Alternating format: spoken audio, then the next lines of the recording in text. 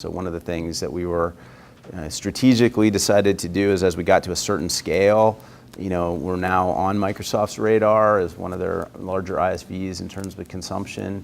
And if they ever decided to just say, hey, guess what, your bill's going up by 50%, we wanted to make sure we had some flexibility there that we could move and wouldn't get locked in. So by the end of the year, we'll be able to move. I think we're still going to stay where we are, but it will be much easier for us to move to other clouds. And yeah, it's changed everything. The economics are completely different from the old business model, even though they're both software companies. I would say we're not as formal in that on the technology, if you're talking specifically about kind of technology people, but actually even in other areas. No, we have, I'd say a fairly traditional process for recruitment and screening and first round, second round kind of process. I'm sure it's an area we could do better. Execution. Yeah, if I knew the best way.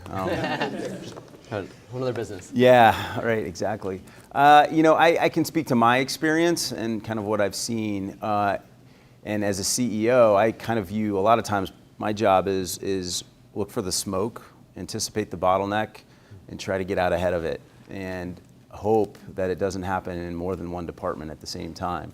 So my experience is, as you scale an organization, pick one, marketing, engineering, almost doesn't matter, it gets to a certain size where the current management structure just doesn't work.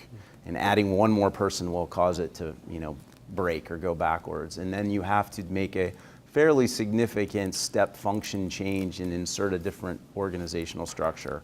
A lot of times that's additional layers, but it could be something else, fracturing a department in half and that kind of thing. When you do that, then in my experience, again, it takes a while for that to bake. You're bringing sometimes in some new people, some different managers, or you're promoting someone that maybe she wasn't a manager before, now she is, and you have to settle in. That takes some time that I think a lot of times companies just don't give enough credit for, and just say, look, this team now needs to bake, is the way I describe it. We put all the ingredients together, it needs to bake a little bit, and then before you really can scale up, and then hopefully at that point in time it can scale up another 100% or more before you run through that process again. In our company, I've seen that happen at every part of the company at one point or time, and sometimes I've seen it a couple of times where we've had to make that type of a change. And my goal, as I said earlier, is to try to best anticipate it so we don't have it happening in too many parts of the company at the same time, because it can get really disruptive that way.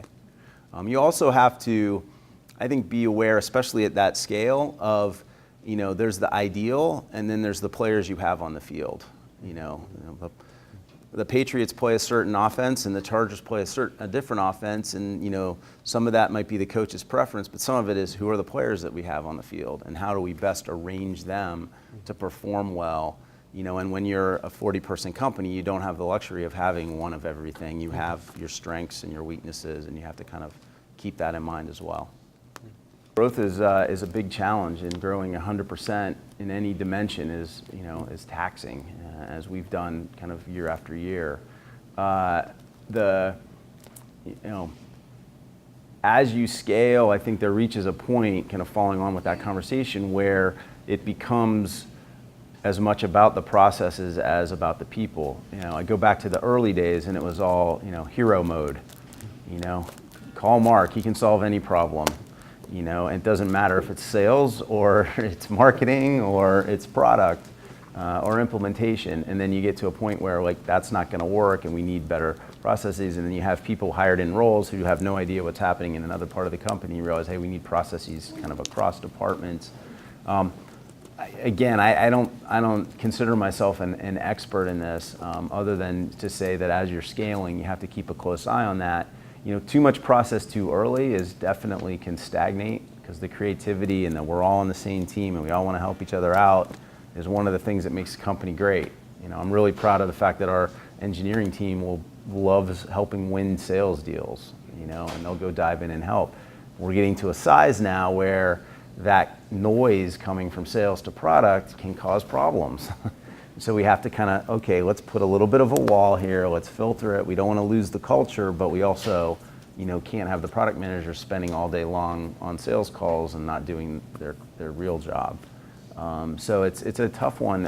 Again, I won't pretend I have it right, other than to say it's definitely a challenge along the way. And too much process too early is probably just as bad as not enough.